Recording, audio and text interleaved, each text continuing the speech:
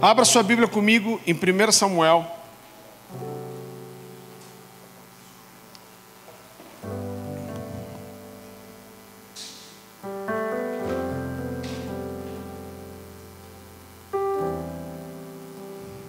Primeiro Samuel capítulo 17.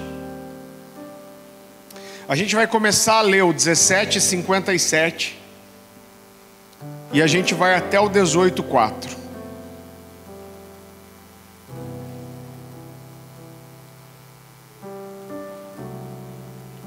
Eu quero trazer uma palavra muito simples para você hoje, mas de um valor muito importante. A palavra do Senhor diz assim. Aqui o texto está falando logo que depois que Davi matou Golias, e a palavra do Senhor diz: logo que Davi voltou, depois de ter matado o filisteu, Abner levou perante Saul. Davi ainda segurava a cabeça de Golias. Irmão, tem umas coisas que eu amo do Antigo Testamento. O Antigo Testamento é verdade nua e crua. Eu fico imaginando Davi ali trocando uma ideia, a cabeça do gigante na mão, pingando sangue. E Saul lhe perguntou: de quem você é filho, meu jovem? Respondeu Davi: sou filho do teu servo Jessé de Belém. Depois dessa conversa de Davi com Saul, surgiu tão grande amizade entre Jonatas e Davi, que Jonatas tornou-se o seu melhor amigo. Daquele dia em diante, Saul manteve Davi consigo e não o deixou voltar para a casa do seu pai.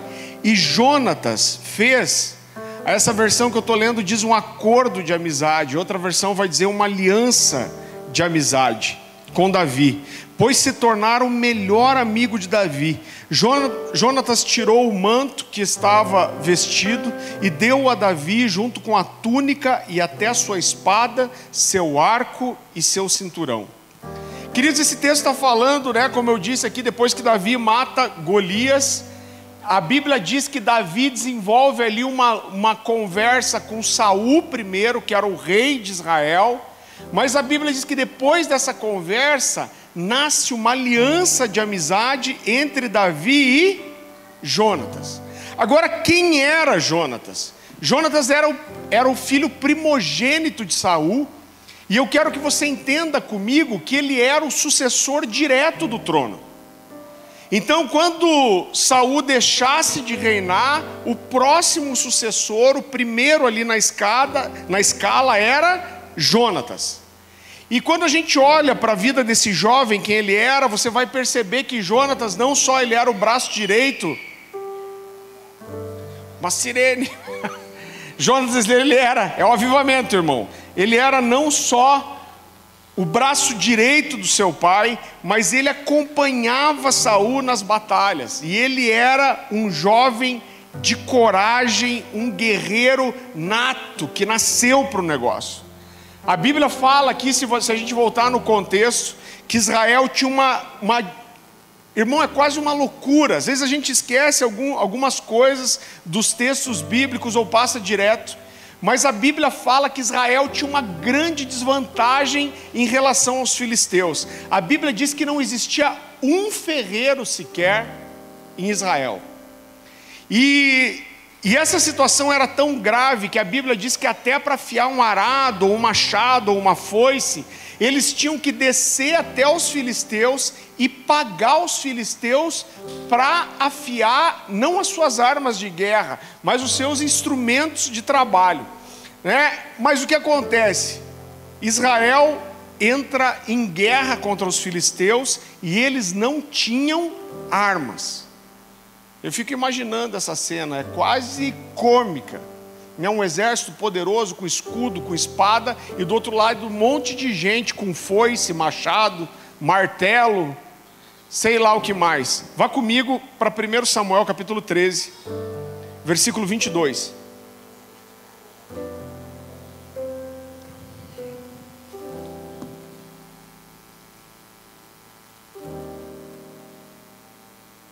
Olha só que loucura o que o texto diz. Por isso, no dia da batalha, nenhum soldado de Saul, repita comigo, nenhum soldado de Saul, e Jonatas tinha espada ou lança nas mãos, exceto quem? o próprio Saul e seu filho Jonatas.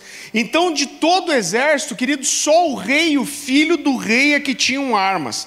Agora, Jonatas, irmão, é aquilo que a gente chama de sangue no olho, né? Você vê que ele era alguém que nasceu para a guerra, que tinha isso no sangue, que era alguém corajoso, valente. E olha o que esse homem faz. A Bíblia diz que um dia eles estavam preparados para a guerra. Cada um, normalmente, eles se acampavam no meio de um vale, um exército de um lado, outro do outro, e eles ficavam se provocando até que a guerra acontecesse. A Bíblia diz que um dia, Jonatas, olha o que esse menino faz, escondido do seu pai, tinha que ser, ele pega o seu escudeiro, e ele chama esse escudeiro para ir sozinho atacar os filisteus. E ele faz uma prova com Deus. Ele fala: Deus, eu vou me mostrar para os filisteus. E se os filisteus me mandarem subir, é lógico que eles vão mandar subir. Eu vou provocar eles. E se eles me mandarem subir o encontro deles, eu vou saber que o Senhor está comigo. E vou eu e o meu escudeiro enfrentar um exército. Vá um pouquinho para frente comigo, 1 Samuel, capítulo 14, versículo 11.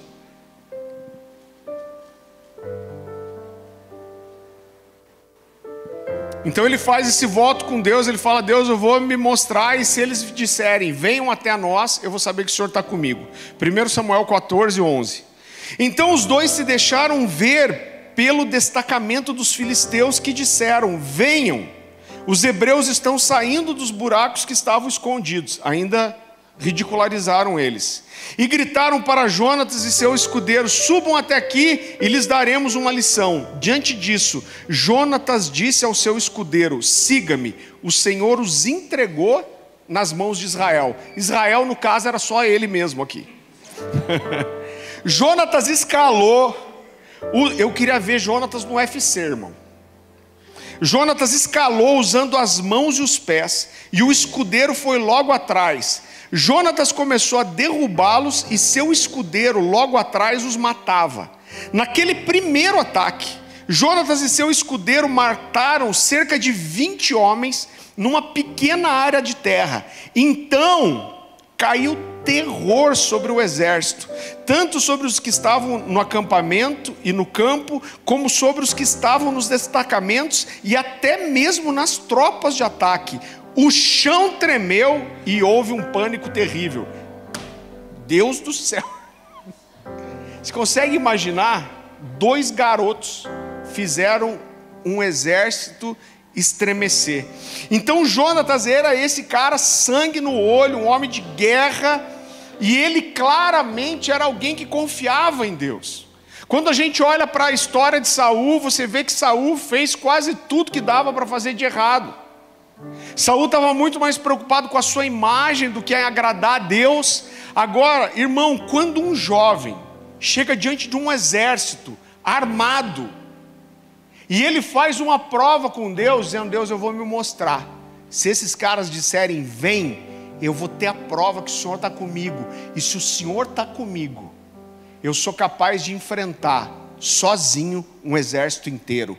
Isso mostra para mim que Jonatas, além de ser um homem de guerra, ele era um homem de fé, que confiava em Deus, que queria ter experiência com Ele, que fez prova de Deus. Agora, um dia antes do exército de Israel e os filisteus se confrontarem, aparece um gigante na história. Eu não vou esmiuçar o texto, porque você conhece bem. Eu não sei qual é a versão da Bíblia que você usa, mas eu queria mostrar para você, trazendo para as medidas que a gente conhece, qual era o quadro do que era Golias. A Bíblia diz que esse cara tinha 2,90 metros de altura. Irmão, 2,90 é punk. A Bíblia diz que ele usava um capacete de bronze e uma couraça de escamas que pesava 60 quilos. A Bíblia diz que só a ponta da sua lança pesava 7 quilos. E esse gigante, ele aparece, isso não era algo incomum de se acontecer. Então, em vez desses 2 exércitos se matarem, um guerreiro falava: eu vou desafiar vocês. e quem ganhar será servido pelo que perder.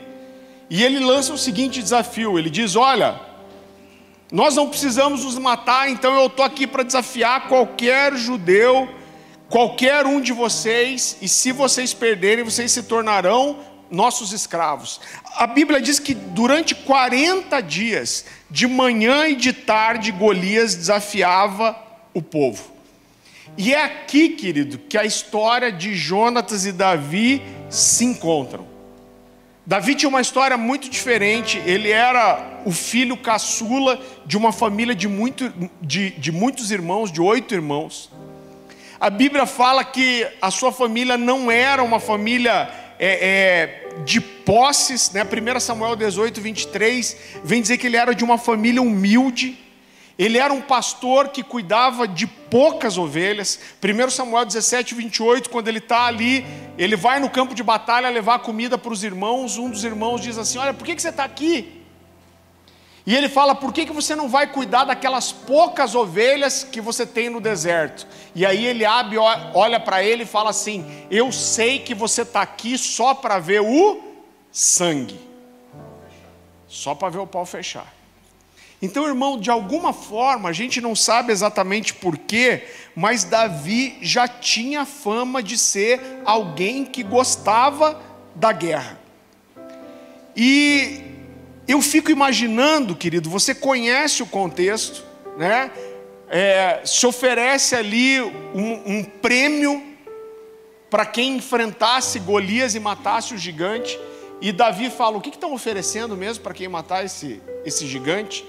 E eu fico imaginando nessa situação, Jonatas com toda essa coragem, ele viu Golias desafiar o exército hebreu por 40 dias, ele não fez nada. Mas de repente aparece um menino na história. E esse menino se levanta e diz: eu, um pastor de ovelhas, eu vou enfrentar esse gigante. Eu imagino, a Bíblia não entra nos detalhes, mas eu fico imaginando Jonatas olhando e pensando: esse menino é corajoso, ele parece ter fé em Deus, pena que vai morrer. Deveria ser esse o pensamento dele. E eu fico imaginando, querido, Jonatas observando cada passo de Davi. Quando Davi fala: olha, eu vou desafiar esse gigante. Aí o rei Saul tenta dar a armadura dele para Davi. Davi não conseguia nem se mexer.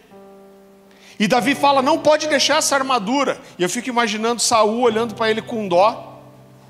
E Davi diz assim: olha, não se preocupe, porque eu cuido das ovelhas do meu pai. E quando apareceu um leão e um urso, eu fui atrás do leão e do urso, eu agarrei ele pela juba e eu dei-lhe golpes até matá-lo. Se eu sou Jonatas, eu fico pensando: ou esse menino é muito de Deus, ou ele é muito mentiroso.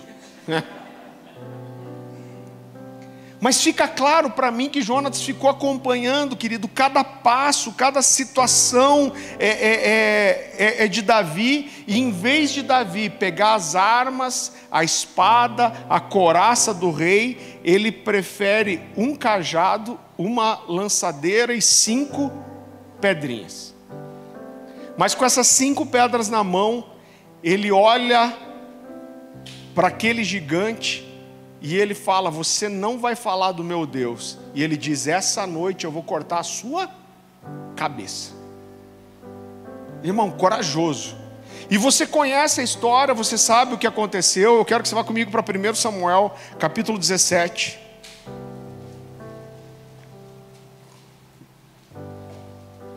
E eu quero que você leia de volta, pensando tudo isso na sua cabeça. Eu quero que você leia de volta esse texto comigo. Logo que Davi voltou, depois de ter matado o filisteu, Abner levou-o perante Saul. Davi ainda segurava a cabeça de Golias. E Saul lhe perguntou: de quem você é filho, meu jovem? Respondeu Davi: sou filho do teu servo Jessé de Belém. Depois dessa conversa de Davi com Saul, surgiu tão grande amizade entre Jonatas e Davi, que Jonatas tornou-se seu melhor amigo. Daquele dia em diante, Saul manteve Davi consigo e não voltou para a casa do seu pai. E Jonatas fez uma aliança de amizade com Davi, pois se tornara o melhor amigo de Davi. Jonatas tirou o manto que estava vestindo e deu a Davi, junto com a sua túnica e até a sua espada, seu arco e seu cinturão. Irmão, eu acredito que essa conversa entre os dois, ela durou muito tempo, que uma admiração mútua nasceu aqui, e que uma aliança abençoada por Deus nasceu nesse momento. E querido, de uma forma muito simples, quem de vocês viu a gente pregar uma série aqui chamada Cultura da Mesa, falando de como o cristianismo é relacional? Eu quero falar para você sobre 6 princípios importantes sobre a amizade. Então, o primeiro princípio é: nós tendemos a nos tornarmos parecidos com aqueles que andamos. Então, quando Jonatas vê quem Davi era, Davi vê quem Jonatas era, eles veem, querido, uma identidade, uma afinidade de propósito, eles veem uma identificação de coração. Davi era aquele que provou quem era o seu Deus diante de Golias, mas Jonatas foi aquele que fez prova diante de Deus e falou: se o Senhor me der uma prova, eu desafio e encaro um exército. Então uma aliança nasce ali porque existia uma identificação e um propósito. Querido, a gente precisa escolher muito bem com quem nós andamos. Nós precisamos andar com pessoas que nos acrescentam, que nos encorajam. Eu quero dizer para você que eu sempre procurei. Querido, existem níveis diferentes de relacionamento. Entenda o que eu vou te dizer para você não confundir. Eu estava terminando aqui um módulo sobre discipulado na escola e eu falei sobre discernir as mesas. Irmão, tem mesa que você senta para receber. Tem mesa que você senta para dar. E tem mesa que existe uma troca. Existem pessoas que elas entram na nossa vida para que elas sejam servidas por nós. Agora, relacionamento de aliança e de amizade, ele é outra coisa. Eu sempre procurei ter amizade com pessoas que oravam mais que eu, que liam a Bíblia mais que eu, que tinham fome de Deus mais que eu, que tinham mais maturidade do que eu. Agora, às vezes, a gente confunde as coisas, né? Em nome de ajudar as pessoas, às vezes a gente segura perto de nós e junto de nós pessoas que não querem transformar a sua vida. Agora a realidade é que a gente precisa se relacionar com todo mundo, mas você não vai conseguir ter amizades profundas com todos. Então por isso, os amigos eles precisam ser muito bem escolhidos. A Bíblia diz que um pouco de fermento leveda toda a massa. Então, irmão, existem pessoas que elas entram na nossa vida só para contaminar, para roubar a nossa alegria, para queimar a nossa imagem. As pessoas que você escolhe para andar, o seu testemunho de vida e a sua imagem sempre vai ser relacionado a com quem você anda. E eu quero tentar construir aqui o caminho para que a gente encontre um equilíbrio. Se por um lado nós precisamos ser extremamente fiéis às alianças de amizade, por outro lado, na nossa caminhada, existem rompimentos que são necessários, irmão. Sabe por quê? Porque tem gente que te puxa para baixo. Tem gente que não quer mudar de vida, ele quer sugar só você.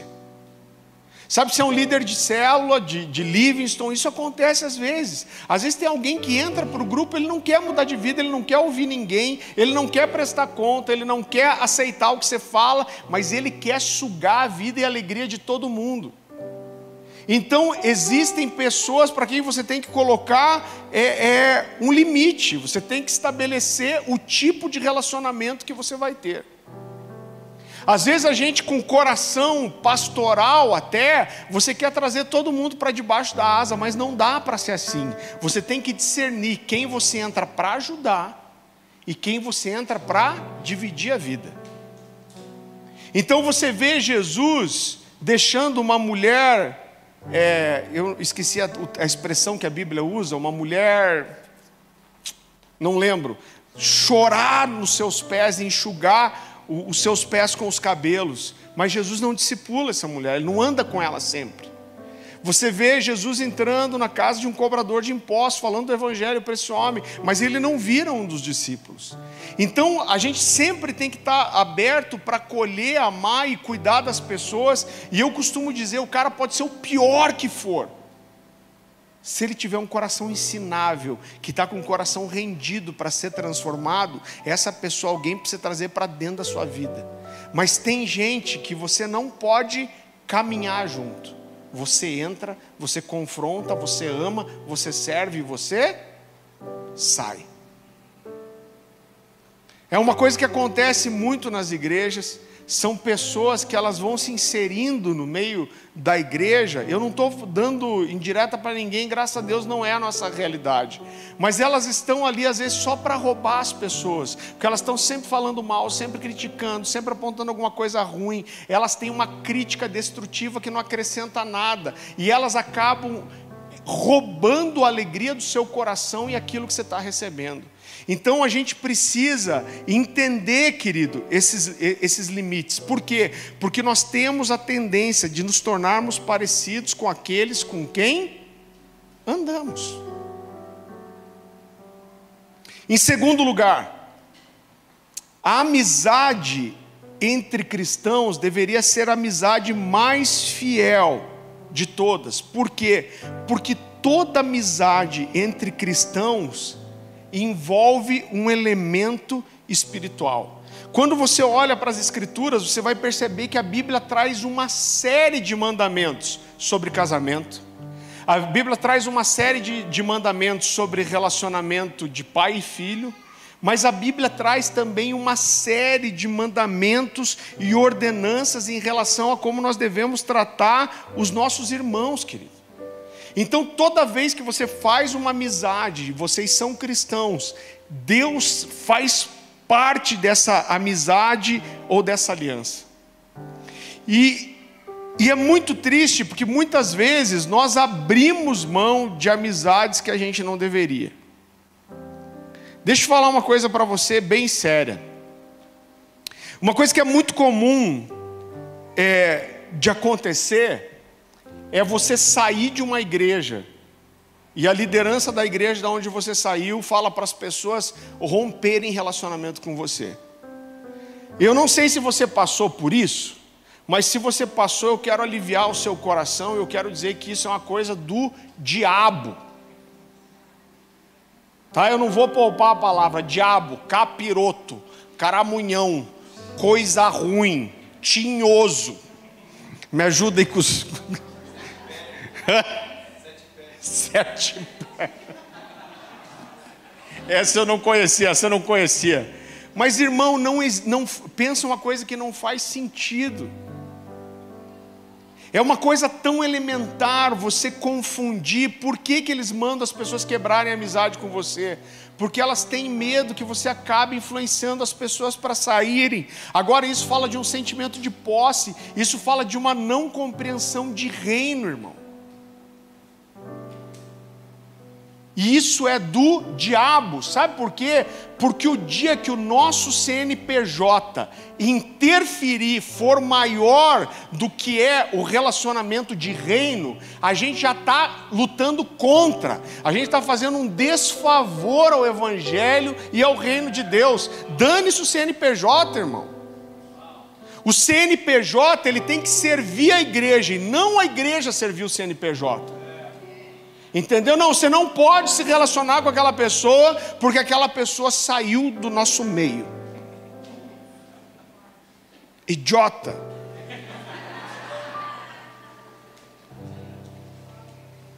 Que coisa, que loucura. Como que a gente chega a um ponto de insanidade, irmão, como esse? Saiu do nosso meio. Que meio, irmão? Não estamos falando de reino. A gente não está aqui no mesmo propósito. Eu tive o privilégio de hoje ministrar hoje de manhã. O pessoal foi me buscar no aeroporto, já me levou direto para uma conferência aqui na Carisma, que é uma das igrejas mais perto da gente. Então fui lá servir na conferência deles. Eu fiquei tão tocado, porque o pastor Durval, que é o pastor sênior da igreja, fez uma oração para mim, dizendo: a gente está debaixo da mesma missão. Nós estamos juntos para ganhar santa felicidade, para servir Curitiba. Eu falei: é isso. E eu vou te dizer uma coisa: se você faz parte dessa casa, o dia que alguém sair daqui e você falar não tenha relacionamento com aquela pessoa ali, porque ela saiu aqui da Cornerstone, eu vou orar para o teu dedo cair. Em nome de Jesus. Você não poder apontar o dedo para ninguém mais. Então, as amizades, queridos. Eu tenho um casal de amigos aqui, o Lu e a Mahara. Levanta a mão lá, deixa eu expor vocês aqui. Quanto tempo que a gente se conhece, gente? Não, deixa para lá. Mas eu acho que uns mais de 20 anos. A gente era da mesma igreja. A gente se conheceu numa mesma igreja. Eu fui para um caminho, eu e a Dani, eles foram para outra. Passaram por alguns caminhos, a gente também, e hoje aqui a gente está junto de volta. Sabe por quê? Porque a nossa amizade nunca morreu, porque o que eu tenho com eles é ser igreja, e ser igreja é muito maior do que qualquer placa, ou qualquer CNPJ, ou qualquer instituição, irmão. Sabe, porque a gente clama que Maranata fala da vinda de Jesus. O mais provável é que quando o pau fechar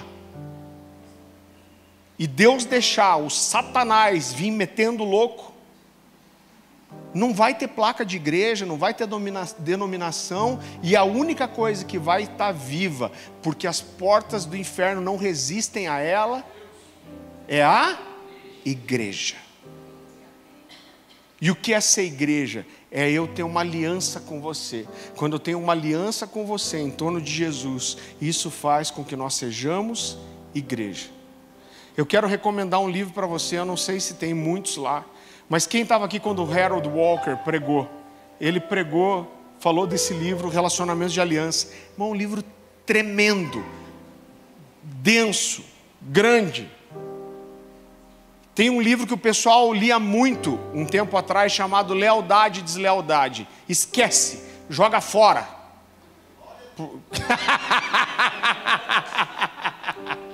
Porque para mim soa muito mais como uma manipulação da liderança de... Não estou dizendo que não tem nada de bom, mas isso aqui não fala de fidelidade com os líderes. Isso aqui fala de fidelidade entre os irmãos. Porque no final das contas, irmão, eu posso ser pastor aqui, mas nós somos irmãos. Eu estou aqui como um irmão mais velho, talvez, tentando ajudar você. Então toda amizade cristã, ela tem a atenção de Deus. Deus leva tão a sério, irmão, a amizade, a ponto de Deus dizer que se nós não tratamos os nossos irmãos como nós deveríamos, isso interfere no nosso relacionamento com Ele. Vá comigo para Mateus capítulo 5.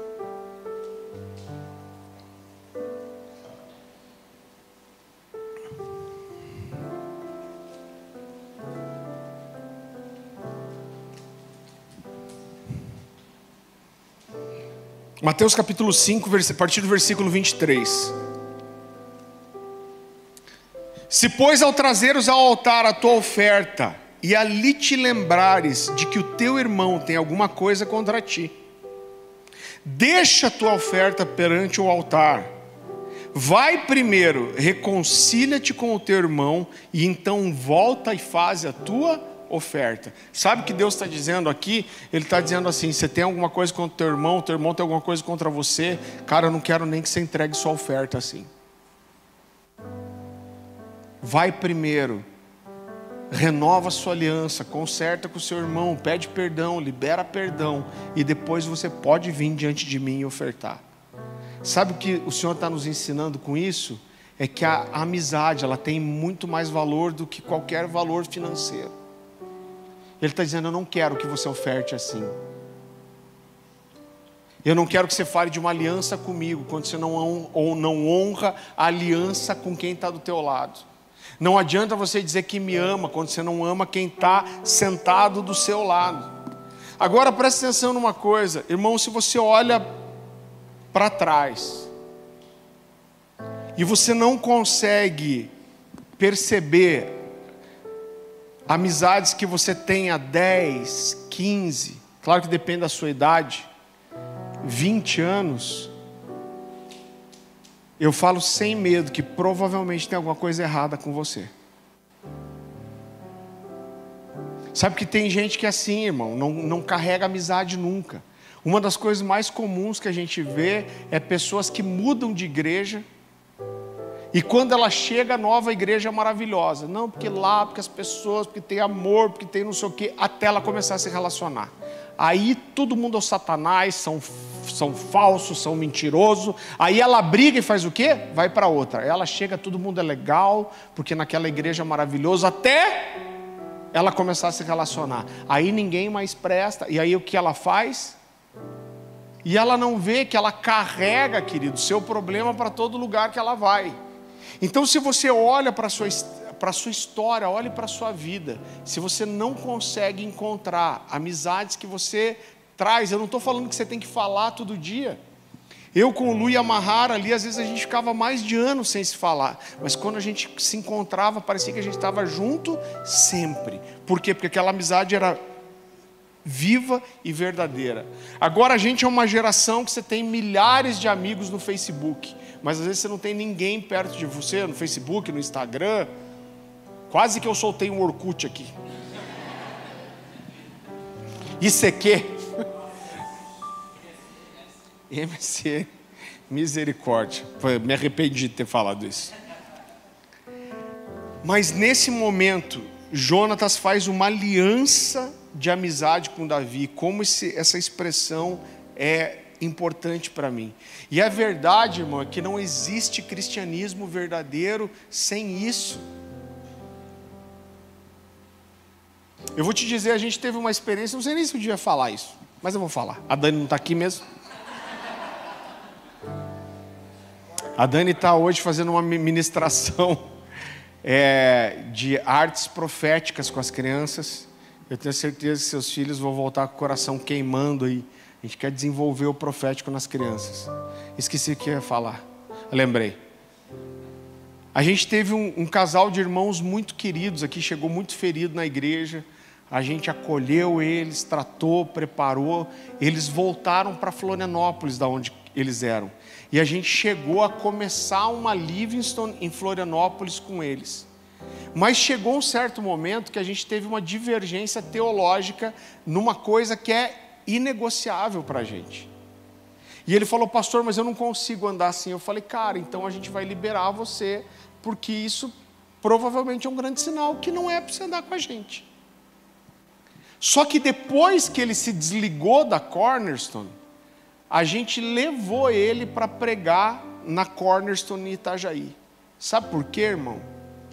Porque esse cara foi tão ferido da onde que saiu, e ele viveu essa experiência onde o pastor proibiu todo mundo de falar com eles, que a gente não queria reforçar essa ferida. Então a gente falou: cara, você tem uma divergência com a gente, você não quer mais andar conosco, mas nós somos amigos, a gente tem uma aliança, e a gente quer que você vá derramar o que você tem sobre a igreja, o grupo lá em Itajaí. Você está entendendo, querido?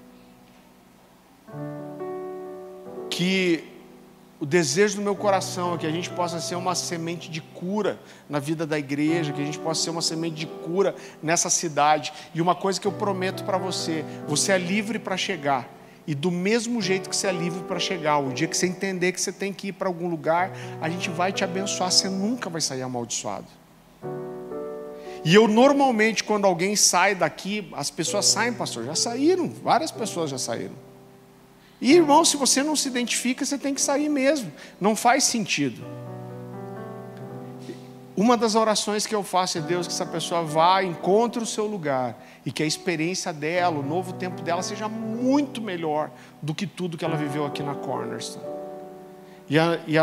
As nossas portas estão sempre abertas, a nossa amizade está aberta, e para muitas das pessoas que acessaram a nossa casa está aberta também. Você entende isso? Terceiro princípio: para construir uma amizade verdadeira é necessário investimento. Perceba que quando Jonatas fica observando Davi, e quando ele reconhece quem Davi é, eles têm uma longa conversa. Qual é a primeira coisa que Jonatas faz como sinal daquela aliança de amizade? O que ele faz? Ele dá presentes para Davi. Agora, quais são os presentes que ele dá? Ele dá o manto, a túnica, a espada, o arco e o cinturão. Agora, cara, olha o significado que isso tinha.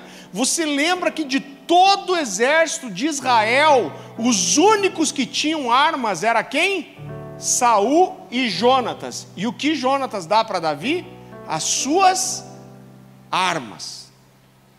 Ele dá para Davi aquilo que era insubstituível. Ele dá para Davi aquilo que ele tinha um só. Ele dá para Davi aquilo que era importante. Ele dá para Davi aquilo que significava talvez a sua sobrevivência, aquilo que guardava a sua vida. Agora, é claro que eu não estou falando que a amizade ela envolve só investimento financeiro, mas ela fala de investimento emocional, de trabalho, de compromisso, de entrega, mas ela envolve investimento financeiro, sim.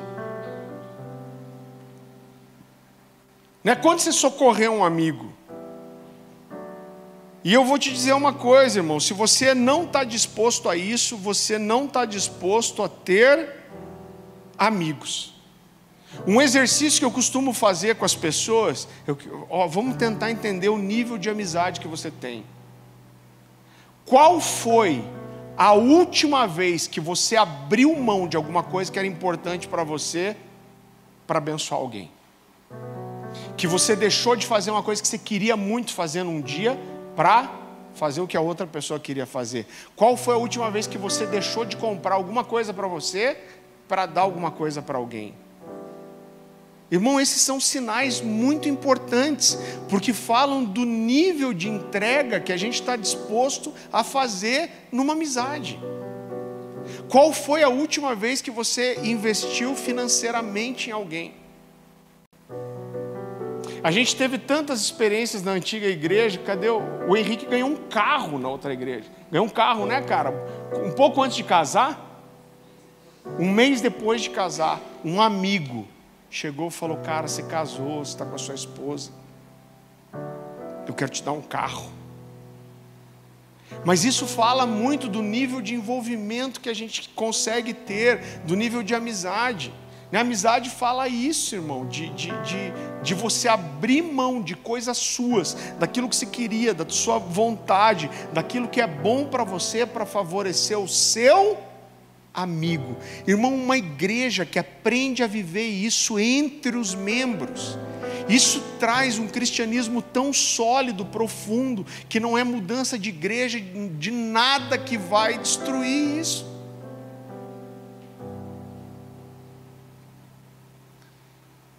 Você consegue entender a profundidade disso? Né? Um amigo verdadeiro, ele está pronto a sacrificar. Você não precisa ficar suplicando para um amigo: cara, eu suplico por você, por favor, me ajude. Eu lembro que quando, e o poder, irmão, que tem às vezes de você sacrificar, às vezes não é um bem, mas às vezes é seu tempo, sua atenção. Eu lembro que quando eu estava ali no final da adolescência, eu comecei a discipular as primeiras pessoas, eu tinha 16 anos, não faz muito tempo. E eu lembro que eu comecei a discipular um menino, e ele tinha uma história muito difícil. Ele, se eu não me engano, o pai foi embora ou morreu num acidente.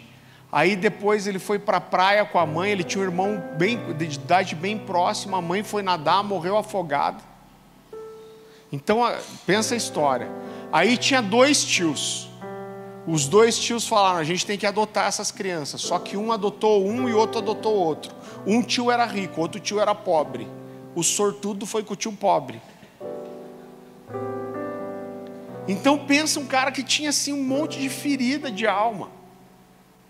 E eu lembro que eu comecei a conviver com ele, e um dia eu descobri, porque eu tinha acabado de tirar a carteira, eu tinha ali 18 anos, meu pai me emprestava o carro, volta e meia, ele morava perto da minha casa, eu ia deixar ele em casa.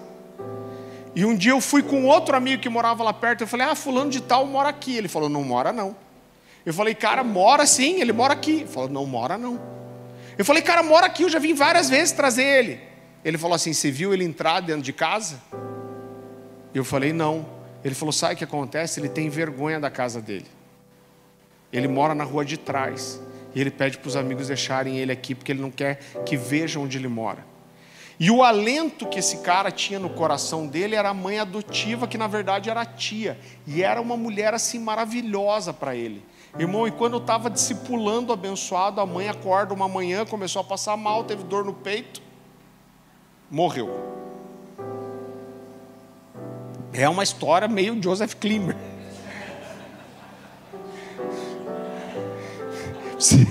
Jesus está vendo você rir, irmão. Eu vi o Diego se segurando aqui, mas é triste. Cara, eu tinha 18 anos, se eu não me engano. Mas quando a mãe desse menino morreu, eu entrei em parafuso. Falei, meu Deus, o que vai acontecer com esse cara agora? Eu colei nele por 3 dias. Eu fiz tudo com ele. Eu levei ele eu passei a noite no velório com ele. Eu levei ele para minha casa. No 3º dia ele conseguiu fugir de mim. Um dia eu olhei, ele já não estava mais. Ele tinha fugido de mim, irmão. Isso faz muitos anos, quase 30 anos. Até hoje ele fala de mim, do que aquilo significou para ele. A família foi tocada por aquilo. Os tios, os parentes começaram a me procurar. E eu lembro que quando a gente saiu do enterro da mãe, uma tia dele chegou para mim e falou assim, aí outros amigos da igreja se juntaram, e ela falou, quem são vocês? Por que vocês estão fazendo isso?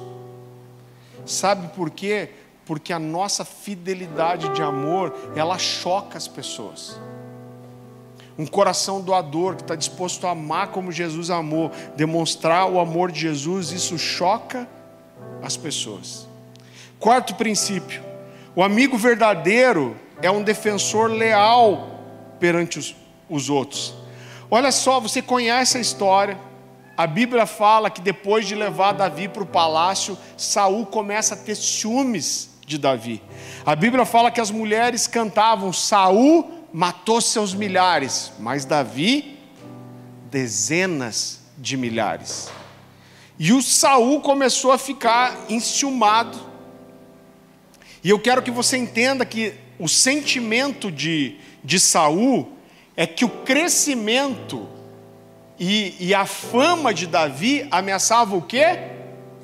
O trono, irmão. Ameaçava o trono. Saul começou a olhar para Davi como uma ameaça. Agora, se a vida de Davi ameaçava o trono de Saul, isso ameaçava consequentemente o trono de Jonatas. E Saul começa a perseguir Davi, quer matar Davi, e o que Jonatas faz em tudo isso? Ele tenta guardar e proteger a vida de Davi. Vá comigo para 1 Samuel capítulo 20.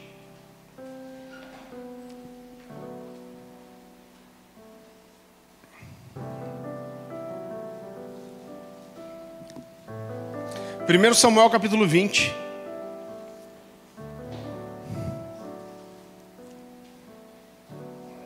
A partir do versículo 30. Quando Saul percebe que Jonatas está defendendo Davi, tem um dia que Saul fica endemoniado, literalmente. Olha o que ele diz para Jonatas, seu filho. 1 Samuel capítulo 20, a partir do versículo 30.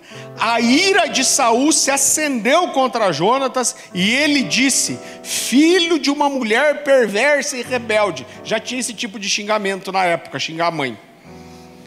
Será que eu não sei que você tem apoiado o filho de Jessé para a sua própria vergonha e para a vergonha daquele que lhe deu a luz? enquanto o filho de Jessé viver, nem você, nem o seu reino serão estabelecidos. Agora mande chamá-lo e traga-o a mim, porque ele deve morrer. Mas Jonatas sempre defende Saul do seu pai. Vá um pouquinho para frente, um pouquinho para trás comigo, na verdade. 1 Samuel capítulo 19.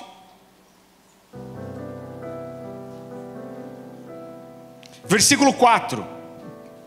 Jonatas falou bem de Davi a Saul, seu pai, e lhe disse que o rei não faça mal ao seu servo Davi. Ele não lhe fez mal nenhum, ao contrário, o que ele fez trouxe grandes benefícios ao rei. Ele arriscou a vida quando matou o filisteu. O Senhor trouxe grande vitória para o povo de Israel. Tu mesmo viste tudo e ficaste contente. Ele está lembrando: pai, lembra a alegria que você teve quando Davi matou Golias. Por que então faria mal a um inocente como Davi, matando sem motivo? Irmão, não dê os seus ouvidos para ouvir as pessoas falarem mal dos seus amigos. Não faça isso. E não quer dizer que seus amigos não vão errar, mas quando seus amigos vierem falar mal dos seus amigos para você, o que você vai fazer? Você fala: não, peraí. Você tem problema com ele? Pode até ser verdade, mas é justo que ele esteja presente para ter o direito de saber o que está falando e se defender. Guarde os seus amigos, não empreste seu ouvido para isso. Irmão, sabe uma coisa que a gente faz aqui muito? E eu quero que você aprenda.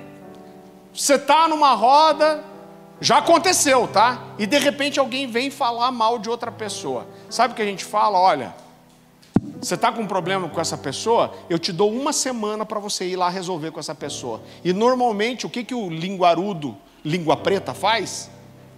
Fala: ah, não, mas eu só queria falar para você orar. Eu já liberei perdão. Liberou perdão e está falando mal para os outros, coisa ruim. Liberou perdão, nada. Né? E daí vem com aquela conversinha espiritualiza: não, mas é que eu estou preocupado, eu queria só que você orasse comigo. A gente fala assim: ó, eu te dou uma semana para você falar com essa pessoa. Se você não falar, eu vou lá e falo. Duas coisas acontecem: ele fica tinindo de ódio de você. E a segunda, ele nunca mais vem falar mal dos outros para você. Então esse tipo de coisa, irmão, tem que ser cortado na raiz. Eu quero que você abra comigo Provérbios capítulo 16.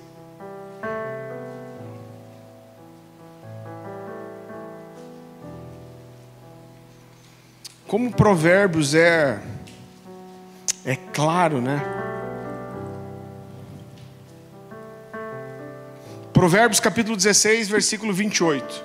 A palavra do Senhor diz assim: o homem perverso provoca dissensão, divisão, e o que espalha boato afasta bons amigos.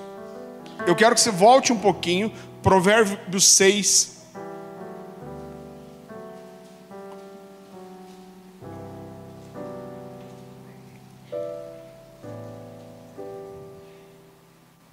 Versículo 16, a palavra do Senhor diz assim: 6 coisas o Senhor se aborrece.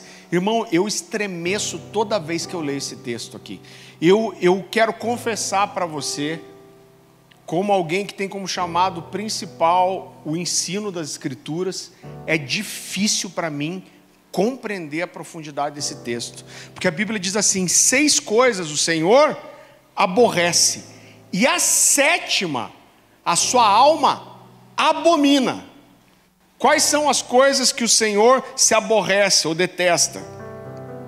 Então ele diz: olhos altivos, língua mentirosa, mãos que derramam sangue inocente, coração que trama projetos iníquos, pés que se apressam para correr para o mal, testemunha falsa que profere mentiras. Então aqui ele falou 6. Essas são as coisas que o Senhor detesta, depende da versão, que o Senhor se aborrece. E qual é a coisa que o Senhor abomina? O que semeia contenda entre os irmãos. Cara, é muito difícil para mim entender que Deus coloca numa categoria pior o que semeia contenda entre os irmãos do que o que derrama sangue inocente. Eu confesso para você, é difícil da minha compreensão. Agora não dá para olhar esse texto aqui e falar, não, porque no hebraico o que esse texto quer dizer é que Deus aborrece umas coisas e odeia outras. Sua alma abomina. Não tem como ter outra interpretação de um texto tão claro. Você consegue entender a gravidade disso, irmão. E você consegue entender como Deus, Ele protege a aliança da amizade, como isso é importante para Deus. Quinto lugar, amigos de verdade dão completa liberdade um ao outro para mostrarem quem são e como estão. É tão precioso porque quando Davi e Jonatas percebem que não ia dar para reverter aquela podridão no coração de Saul, e que ele estava determinado a matar Davi, Davi decide fugir. Então ele vai deixar tudo para trás, ele vai deixar sua casa, ele vai deixar aquilo que ele conquistou, ele vai deixar sua esposa, ele vai deixar sua posição, ele vai deixar seu melhor amigo. A Bíblia diz que eles se abraçam e choram juntos. Então vá comigo para 1 Samuel capítulo 20.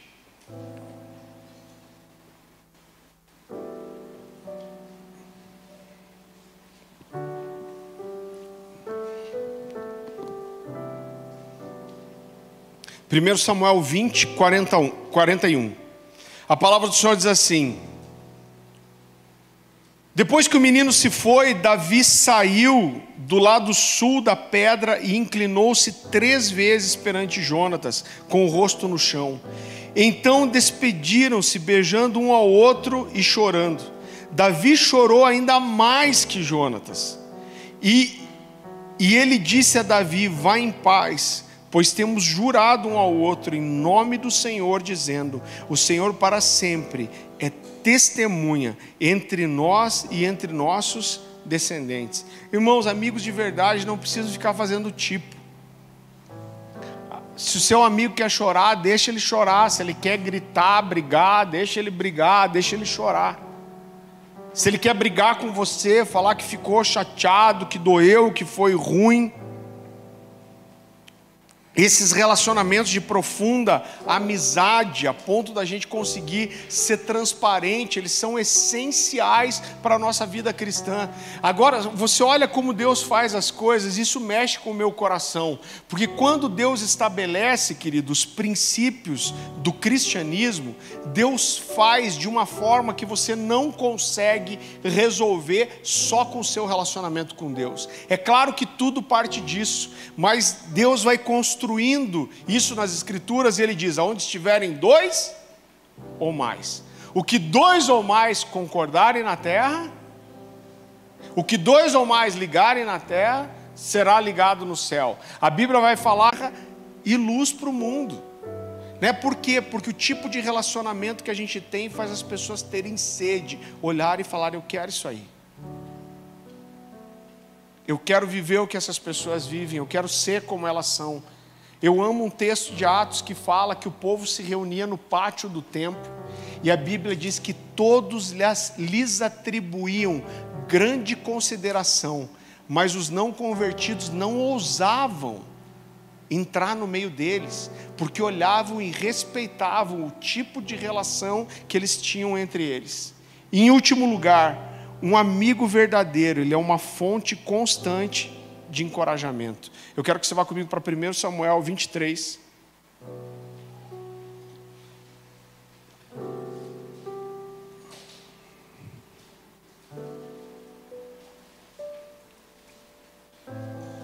Versículo 15.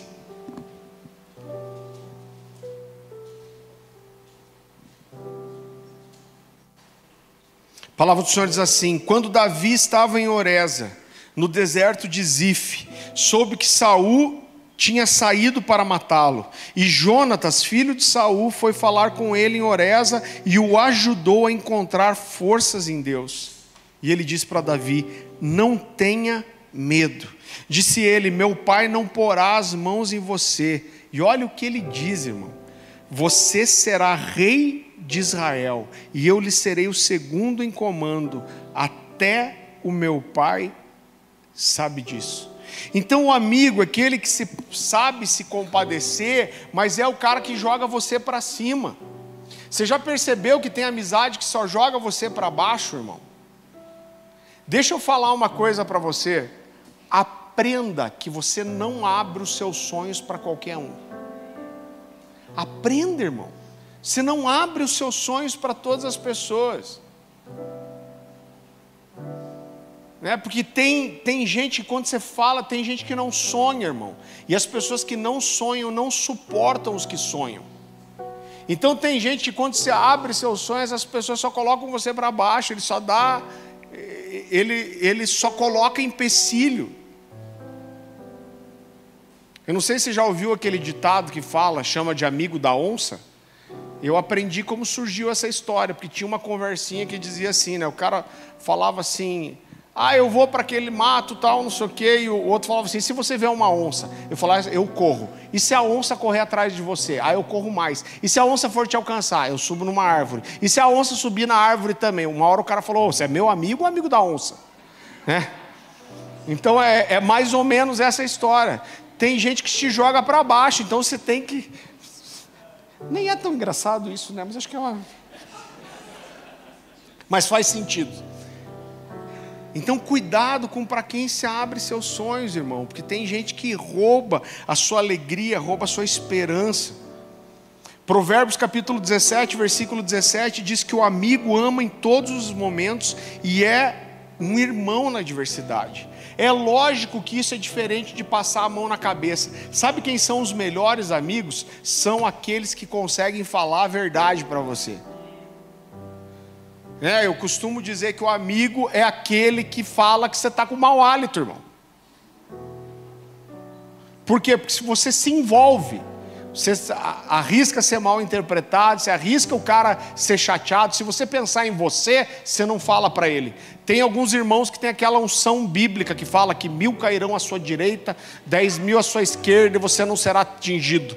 Quando tem aqueles cultos de avivamento aqui que os irmãos pulam bastante, vence o desodorante, o cara levanta a asa, cai até Satanás do céu. Principados e potestades se prostram diante do vudum do abençoado.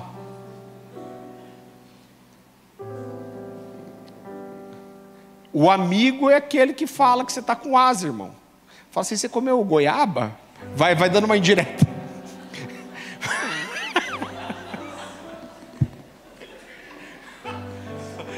Vai dando uma indireta, né? Vai tentando assim.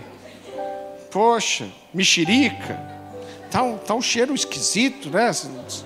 Você não está sentindo?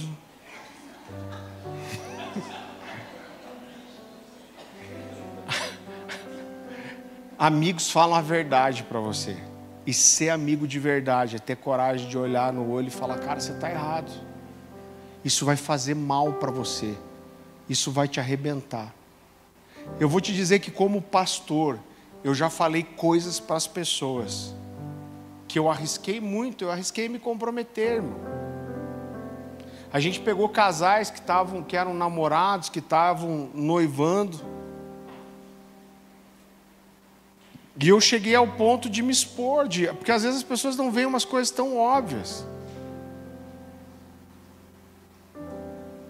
Eu lembro que tinha uma moça que namorava com um cara que, irmão, ele era o Pinóquio, irmão. Pensa num cara mentiroso. E sabe que as situações iam parecendo, mas às vezes você está envolvido emocionalmente, você quer acreditar. E um dia a gente sentou com ela e falou: você vai casar com o João Mentira ali mesmo? É assim que você quer que os seus filhos cresçam aprendendo? É esse o exemplo? Agora, claro que eu podia me comprometer com isso, ser confrontado, sei lá, pelos pais do menino. Mas normalmente quando eu tenho uma amizade, eu estou disposto a me envolver a esse ponto. Eu posso perder a amizade, essa pessoa pode ficar braba comigo para sempre. Se eu pensar em mim, eu não falo. Mas se eu pensar nele, eu vou falar. Provérbios 27:17 diz: assim como o ferro afia o ferro, assim o amigo afia o seu companheiro. Isso fala do que? Fala de ter conflito, irmão. Isso fala de discordar, isso fala de mostrar o erro, isso fala às vezes de brigar mesmo, de discutir, faz parte. Né? O que diferencia a gente ser uma família espiritual ou não, não é a gente não ter conflito, mas é a forma que a gente lida com os nossos conflitos. É só você ver na sua casa, na sua família.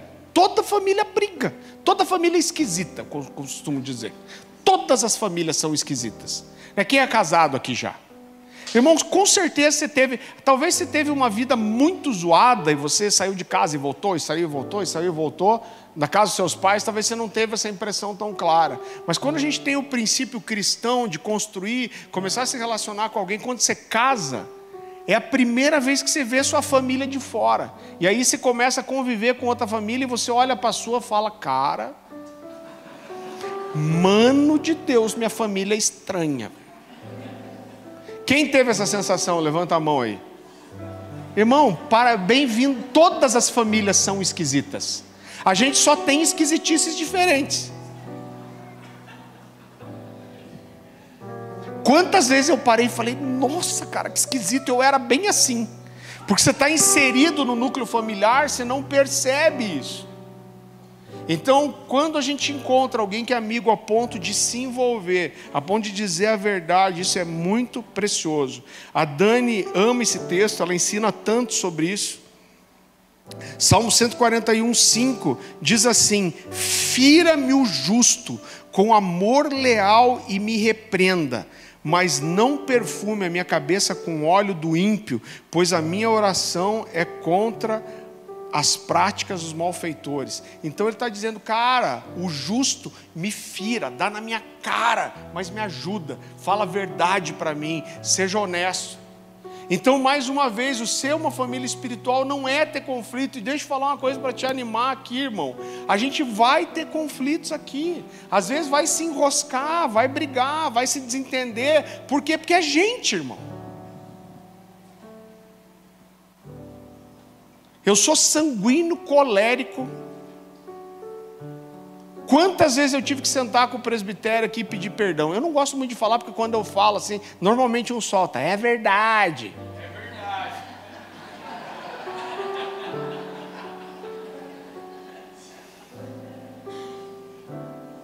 Então, irmão, faz parte, a gente vai ter que pedir perdão. A gente erra. Eu falo, a gente vai errar com vocês, a gente não erra de propósito, erra querendo acertar, mas faz parte, irmão. Agora, quando você chega nesse lugar de maturidade das relações, de falar: cara, tá ruim, me ofendeu, o que eu vou fazer? Vou sentar e vou falar: cara, olha, fiquei chateado com você. O que você fez foi ruim, o que você fez feriu o meu coração, me deixou chateado. É honesto com a outra pessoa, que a outra pessoa pode olhar e falar: cara, eu não percebi, me perdoe. Então, quando a gente começa a andar nessas verdades, a gente começa a construir uma família espiritual, irmão. Agora é tão triste, porque às vezes coisas bobas tiram você de um processo que você está em Deus. Às vezes você está aqui, quantas histórias que eu vi. Pensa um lugar para dar problema, é o ministério de louvor. Eu prefiro pastorear gente do que músico.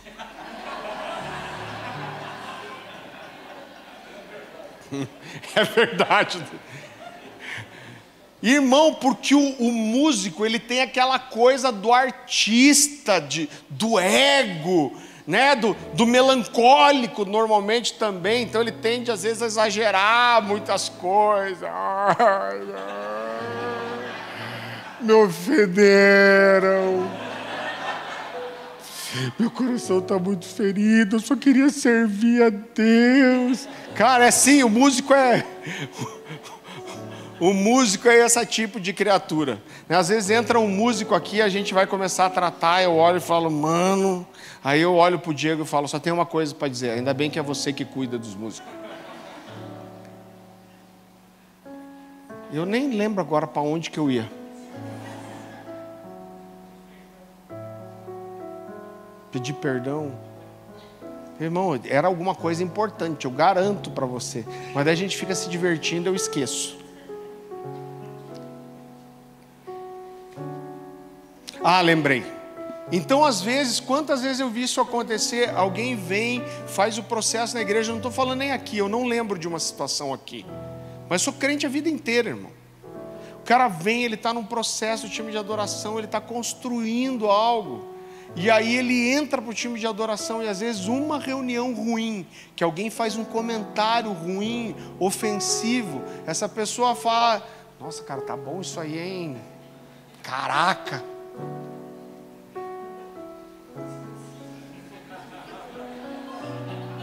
Muito bom.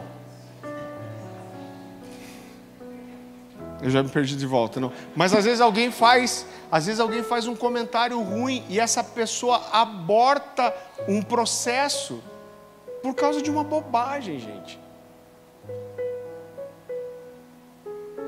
Vocês vão cantar isso aqui depois, hein? Sabe, aborta um processo, irmão. Aborta um processo por causa de uma bobagem. Às vezes a pessoa abre mão do seu chamado. Irmão, quantas histórias eu ouvi igual essa aqui.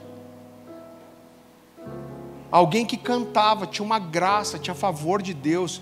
Porque tem gente que é talentosa e tem gente que é talentosa, tem gente que estuda e tem gente que tem graça de Deus. E tem gente que mistura tudo isso. Agora, o que é muito fácil você ver é gente que tem graça de Deus, mas às vezes não estudou o quanto precisava. Aí vem para o ensaio, alguém brinca, diz que foi desafinado. O que essa pessoa faz? Ela aborta um processo de Deus por causa de uma brincadeira. E abre mão do seu chamado, se fecha. Que tristeza, irmão. Larga a sua dor, coisa ruim. Sabe, abra mão da sua dor. Fica agarrado com a dor, com a ofensa, como se fosse aquele patinho de borracha. Solta a sua dor, abre mão disso. Se exponha, confesse. Fale: cara, me ofendeu, doeu, estou ferido, meu coração está doendo. Chora. Cara, chorar cura, lava a alma. Aí a pessoa chora, já levanta boa. Nossa, estou convertido de volta. Chorei, liberei perdão, nem vejo mais vultos.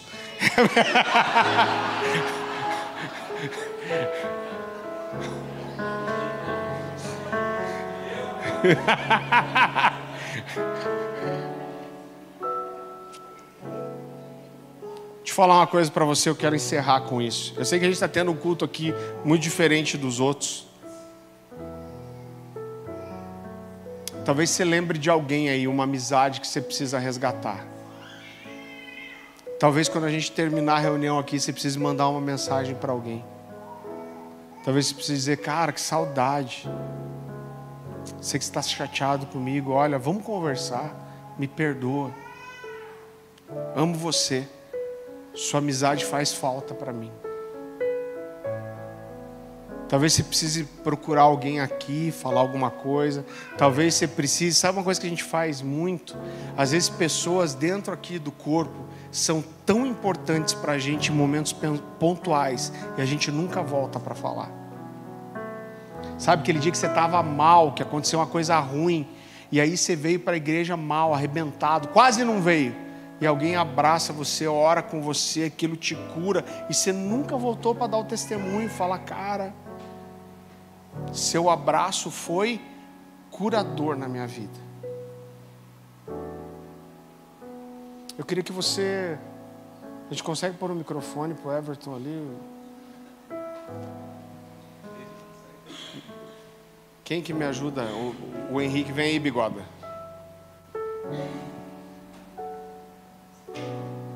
Abaixe sua cabeça, feche seus olhos. Eu queria, irmão, em primeiro lugar que você... O Henrique não sabe cantar a música. Ah, não, tá. Depois você me libera perdão, Henrique. Querido, eu queria que de uma forma muito simples você abaixasse sua cabeça. Não perca esse momento. Eu queria que você colocasse seu coração diante de Deus e você começasse a lembrar Talvez você precise dizer alguma coisa para alguém. Talvez você precise ir atrás de resgatar alguma amizade. Talvez você precise levantar agora e procurar alguém aqui dentro. Ou talvez você procure alguém nem para liberar perdão, mas para dizer: cara, eu amo você, isso é importante para mim, você teve momentos tão importantes na minha vida. Mas eu queria que a gente pudesse, enquanto o time de adoração aqui canta essa música, eu queria que você deixasse o Espírito Santo ministrar você. Talvez você não vá mandar mensagem para ninguém agora, mas talvez o que você precise nesse momento, talvez você tenha sido tão ferido que isso seja difícil para você, mas talvez o que você precise fazer agora é tomar uma decisão de abrir seu coração para ter amizades profundas de verdade. Talvez você tenha uma história ruim, você foi ferido, traído, machucado, e você não tem coragem de expor sua vida de volta a ponto de ter amigos. E talvez você precise orar e falar: Jesus, eu não quero levar isso embora. Eu quero ser curado, eu quero que meu coração esteja pronto para amar, para me relacionar de volta. Mas eu quero que você tenha liberdade. Eu sinto isso muito forte no meu espírito. Eu não ia insistir. Mas talvez você precise procurar alguém aqui, dar um abraço. Ou talvez você possa só dizer: cara, eu quero ser seu amigo.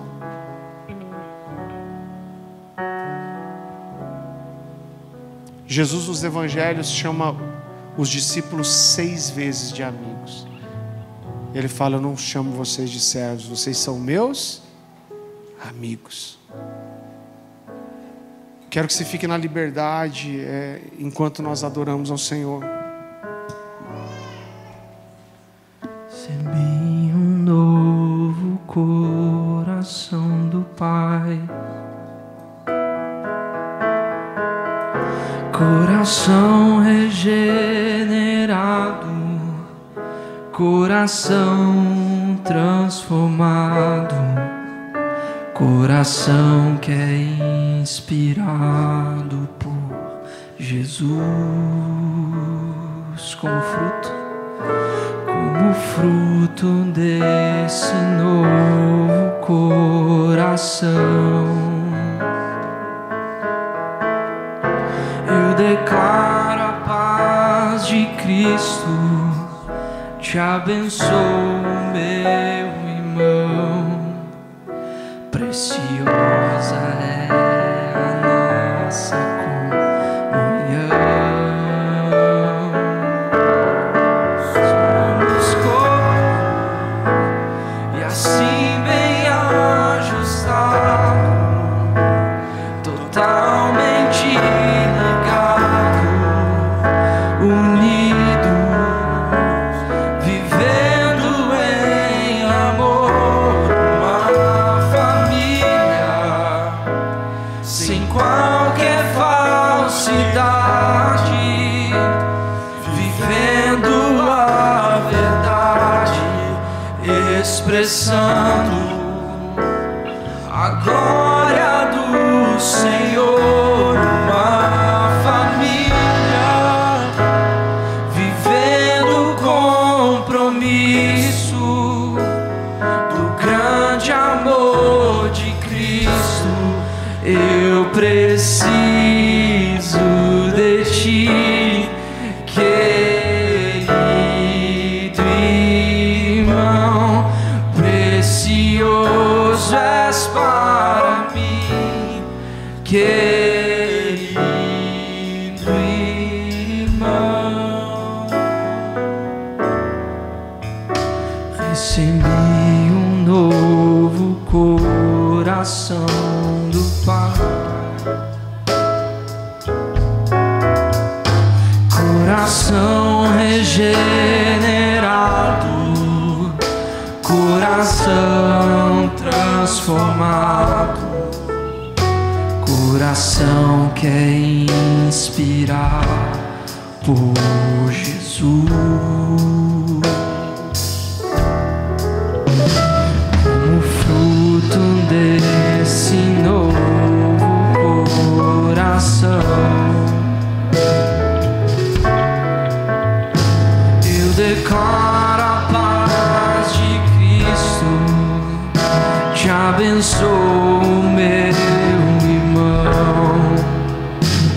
preciosa é a nós.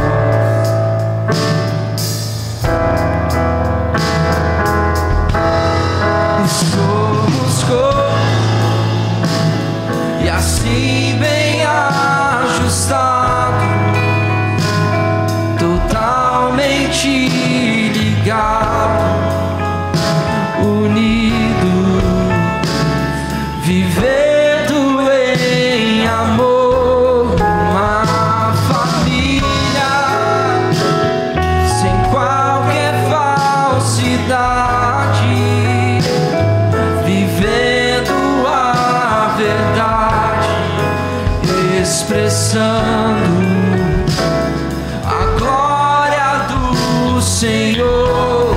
Uma família vivendo o compromisso do grande amor de Cristo.